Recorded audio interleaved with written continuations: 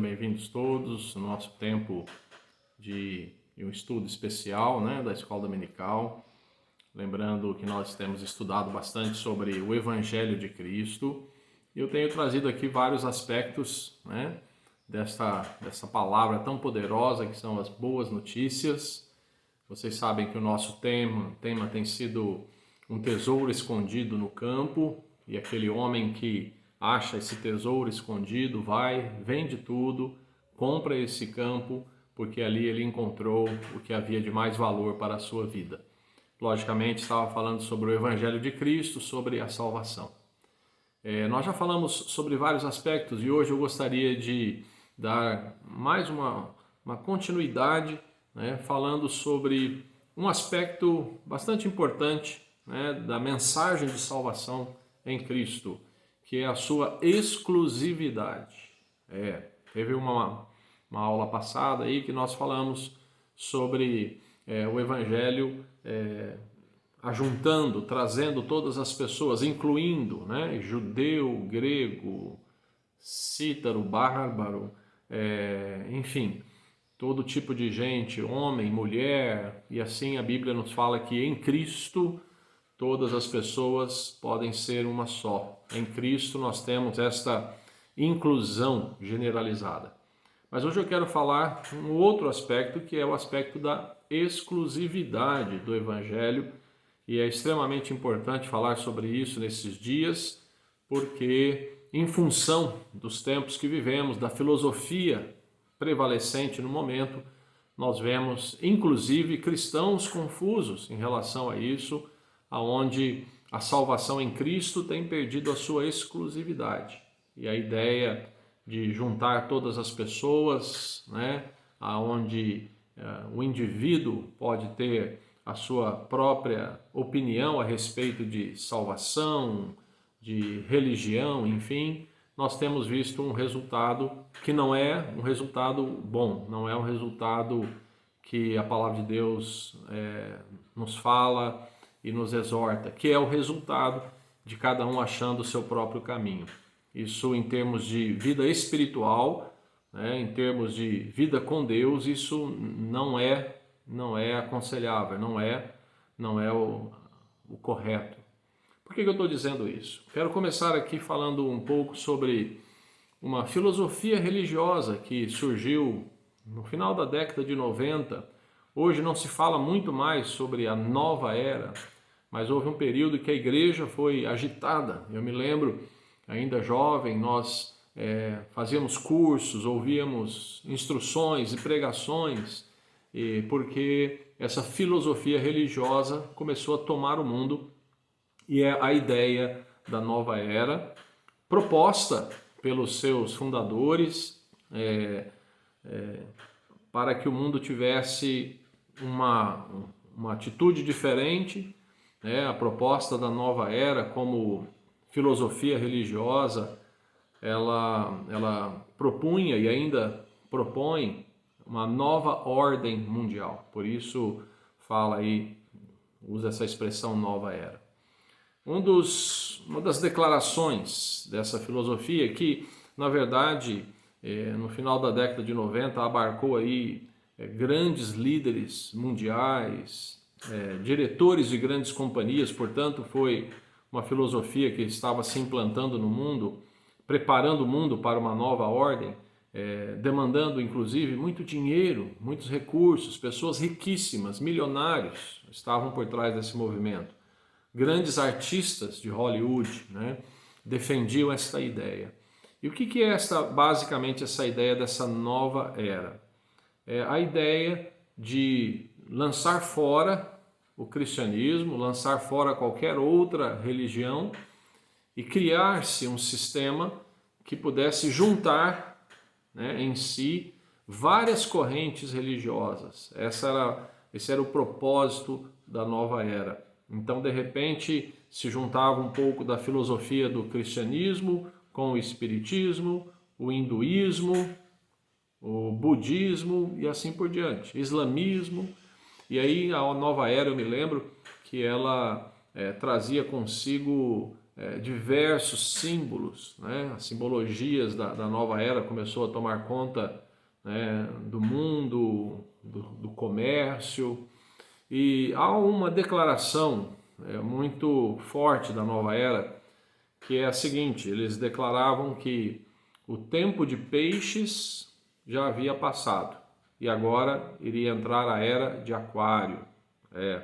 Quem é um pouco mais velho vai se lembrar de um filme que foi feito em cima do Senhor Jesus, um filme extremamente polêmico, e nesse filme, que representava Jesus e os seus discípulos, mas como um grupo de hippies e tal, eles falavam, e a música tema desse filme era a Era de Aquário, né? Qual é a ideia? Essa ideia do horóscopo, do zodíaco, mas a ideia da nova era é que a era de peixes já estava passando, e peixe, na verdade, tem a simbologia do cristianismo, né? Nos primeiros dias do cristianismo, primeiros anos do cristianismo, havia uma simbologia lá em que os cristãos se identificavam em tempos de perseguição, né? Havia uma perseguição dos imperadores romanos logo no começo do cristianismo.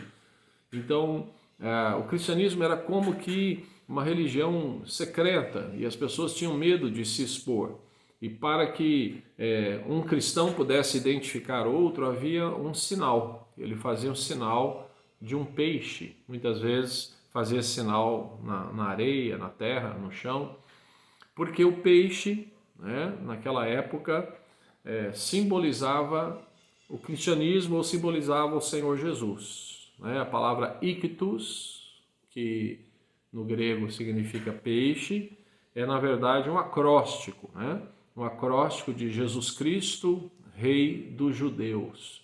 Então, pegando essas letras na língua grega, formava-se a palavra ictus, que significa peixe.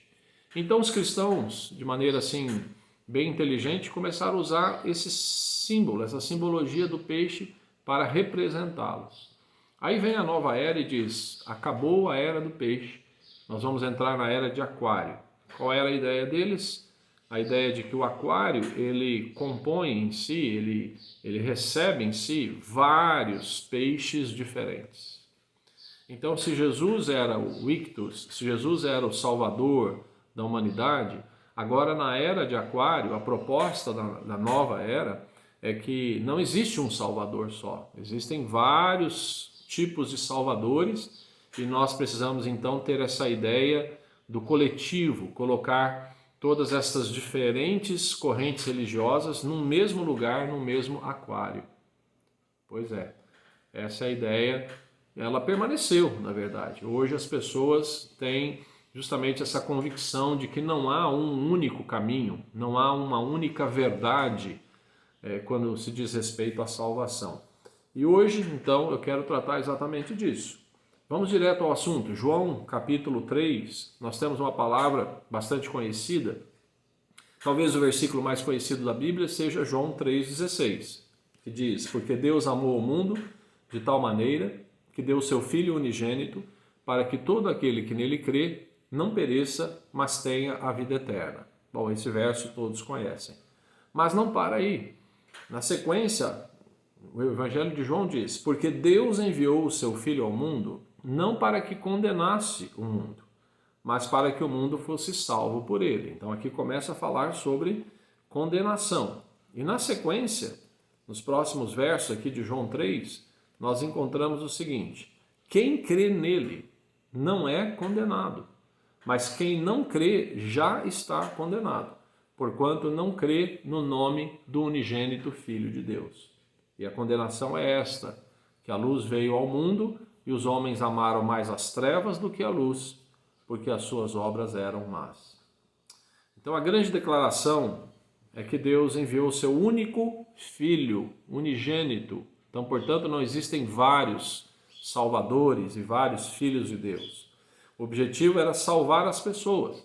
Porém, no contexto aqui de João 3, 16 a 19, fala que existe uma condenação. Ora, se existe uma condenação, é porque existe um juízo, é porque existe um padrão. Eu só posso ser condenado ou castigado quando eu acabo fugindo daquilo que é o padrão correto. Eu cometi algum erro, algum equívoco.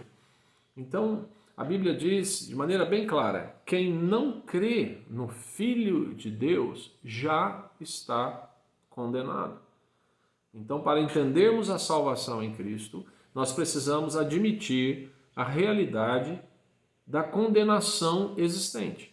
Existe uma condenação que a Bíblia nos diz, que é a nossa separação de Deus. Diz em Romanos, o apóstolo Paulo, que há uma distância, né? O salário do pecado é a morte, né? Mas o dom gratuito de Deus é a vida eterna em Cristo Jesus. Então nós precisamos entender essa realidade da condenação. Isso é tão real que foi reforçado ao longo da Bíblia por várias pessoas a ideia do arrependimento. Olha, se eu preciso me arrepender de algo, é porque eu não estou trilhando o caminho certo. Arrependimento significa tomar consciência de que você está errado e voltar-se para o caminho certo. João Batista, por exemplo, diz: e naqueles dias apareceu João o Batista pregando no deserto da Judéia e dizendo: arrependei-vos, porque é chegado o reino dos céus. Essa é a primeira mensagem que vem do profeta João Batista, quando ele sai do deserto e ele começa a pregar, e a mensagem dele é: arrependei-vos. Então, repito, ora, eu preciso me arrepender do quê? De algo que está errado na minha vida. Jesus reforça isso em Lucas. Nós encontramos aqui no capítulo 5, verso 31 e 32, o seguinte: e Jesus respondendo disse-lhes: não necessitam de médico os que são sãos, mas sim os que estão enfermos. Eu não vim chamar os justos, mas sim os pecadores ao arrependimento. Então Jesus reforça isso. Em Lucas 15, 7, Jesus disse: digo-vos que assim haverá alegria no céu por um pecador que se arrepende, mais do que por 99 justos que não necessitam de arrependimento. Então aquela ideia que Jesus fala que o pastor está com 99 ovelhas e deixa todas estas 99 e vai buscar a ovelha que está, a 100ª ovelha que está afastada, né? Então é nesse contexto aqui Jesus diz, na verdade o que ele queria dizer é que os judeus não se achavam, né, perdidos. Os judeus achavam que tinham a herança da salvação, então, portanto, não havia necessidade de se arrependerem de nada. E aí Jesus então entra com essa palavra dizendo: então eu não vim para vocês que estão sãos, eu vim para buscar os que estão doentes, eu vim para buscar aquela ovelha perdida, mas eu vim buscar o pecador ao arrependimento, tá? Então o evangelho, amados, ele é exclusivo. O evangelho de salvação, para que uma pessoa possa se religar a Deus, como nós já falamos desse termo, não existem vários caminhos. Não, existe um único caminho. Diz João 14, disse-lhe Tomé: Senhor, nós não sabemos para onde vais. E como podemos saber o caminho? Disse-lhe Jesus: eu sou o caminho e a verdade e a vida. Ninguém vem ao Pai senão por mim. Se vós me conhecesseis a mim, também conheceríeis a meu Pai. E já desde agora o conheceis e o tendes visto. Essa é a essência do Evangelho, que nós não podemos admitir que se perca de maneira alguma. Por mais politicamente correto que se pareça a ideia de que eu posso escolher o meu Salvador, eu posso escolher a minha religião, eu posso escolher o que eu vou crer e no final dá tudo certo, por mais bonito que isto pareça, por mais conveniente que isto pareça, não é a verdade. Porque existe algo já estabelecido no universo, né? Existe Deus, o Pai. Nós sabemos que Satanás veio e desequilibrou todas as coisas. Então o Pai cria todo um sistema de salvação, de remissão, de redenção. E nós não podemos simplesmente jogar tudo isso fora, com a ideia de que eu posso decidir o que eu quero, o que eu creio, e no final das contas vai dar tudo certo. Como alguém disse, eu posso escolher o caminho por onde andar, eu posso escolher a estrada que eu vou tomar, mas eu não posso escolher o final da estrada. Então, precisamos estar bem atentos em relação a isso. E a palavra de Deus ela é bem clara, ela não deixa dúvidas a respeito da exclusividade. Jesus diz: eu sou o caminho, eu sou a verdade, eu sou a vida. Em nenhum momento aqui a Bíblia diz, eu sou um dos caminhos. E há uma coisa importante aqui na Constituição, aqui como é que foi escrito. Na língua grega, raramente a língua grega usa o artigo, o, a. Quando a língua grega usa o artigo, ela quer dizer único. E nessa passagem aqui, disse-lhe Jesus, eu sou o caminho, a verdade e a vida. Jesus usou o artigo na língua grega. Né? Na língua grega está o artigo aqui. Tá? Então, foi traduzido, né? Eu sou o único caminho. Eu sou a única verdade. Eu sou a única vida.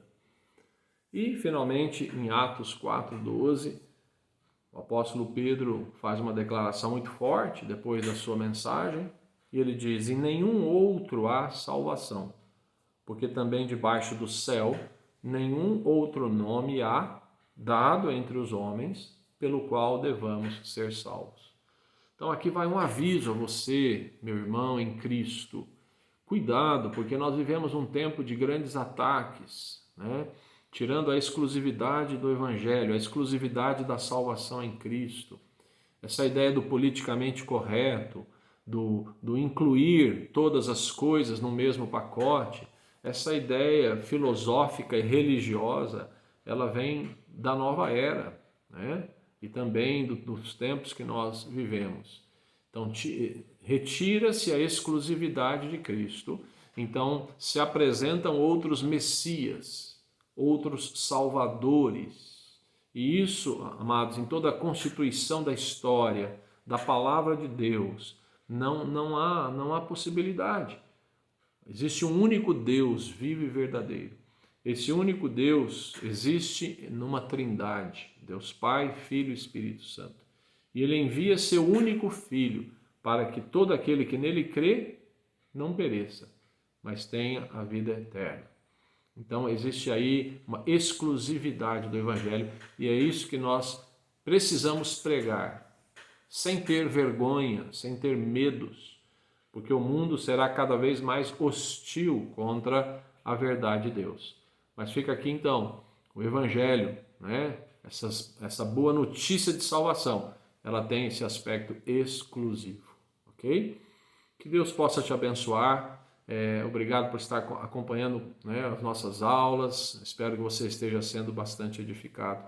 Que o Senhor te abençoe e até a próxima, tá bom? Terminamos aqui.